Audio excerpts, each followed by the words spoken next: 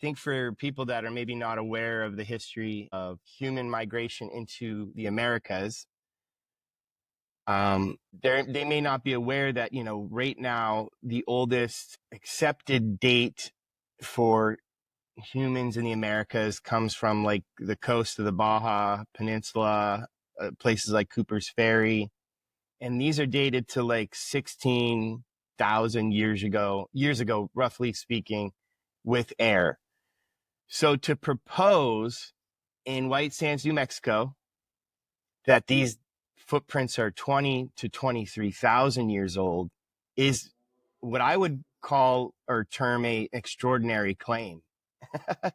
and I'm sure you're well aware of that as well, because that kind of turns a lot of the story on its head, because first of all, New Mexico's not on the coast, and it's preceding coastal sites in its age. And like you just mentioned, very little evidence, archaeologically speaking, in the Otero Basin itself. Not that the absence doesn't indicate anything, but just right now, there's very little evidence. There may be in the future. So making this claim by Bennett and your co-authors and Pagadi, it is an extraordinary claim for the audience. And that's why you're getting in papers like Science Advances, Paleo America, because this is a big finding. If this dating is true, and you're saying you have 50 different dates that are all pointing towards these footprints in New Mexico being 20 to 23,000 years old. So you and your co-authors are pushing the dating back, what, 4 to 7,000 years as it currently stands. So I think it is warranted that if you're making an extraordinary claim, you have to provide extraordinary evidence, which now with how many papers, I think you're attempting to do that. If not, you have done that. So do you have any comments or thoughts on that in the history of the North America? I mean, I guess we can bring up Meadowcroft Rock Shelter has older dates, and that's in the Western Pennsylvania area. And, you know, that's also debated due to the dead carbon effect because of coal, whether or not that's true or not. Yeah. I've been to that site personally. That's why I did my PhD at University of Pittsburgh in the geology department there. So I've been there. So there is some evidence, I guess, let's say in the continental areas, interior areas of the Americas, North America, for early peopling. But another thing for the viewer to keep in mind is at 20 to 23,000 years, we are solidly in the last glacial maximum. I mean, we are talking ice sheets at their maximum extent in the last 100,000 years across North America. No ice-free corridor, not that we still think that's a thing, but that's totally frozen over.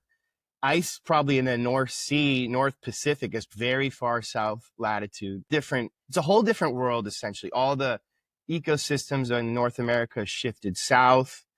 Otero Basin is wet. Today, it's literally a desert. So when we put people at 20 to 23,000 years ago, and they're in the interiors, they somehow came across from Asia during or prior to the last glacial maximum, which is pretty extreme. Another extreme finding. Yeah, for sure. Yeah, there's no doubt.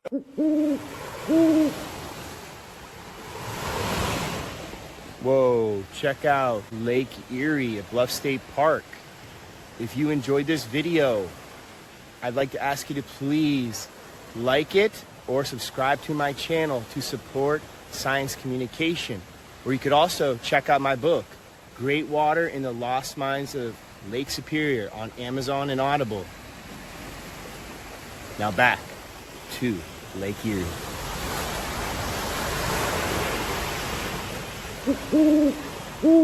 For me, the most obvious answer is people probably got in before the ice, because it was coast to coast, ocean, Atlantic Ocean, Pacific Ocean, solid massive ice. Yeah, and that was probably, for me anyway, the single biggest eye-opener about this was, holy cow, people were here almost certainly before the ice sheets closed off land access between Asia or Beringia and the rest of North America. Yeah, Absolutely. That's the issue, isn't it? Yeah. The whole issue of the peopling of the Americas, this has been debated, forever.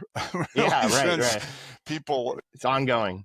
Europeans first arrived, the whole issue of, when did ancestors of Native Americans arrive? Yeah. And certainly the oldest well-established, unequivocal occupation is Clovis, which is coast to coast. Mm-hmm. Distinctive lithic technology. And it's, to me, that's still one of the big mysteries, is where the heck did they come from? We don't even know that very well.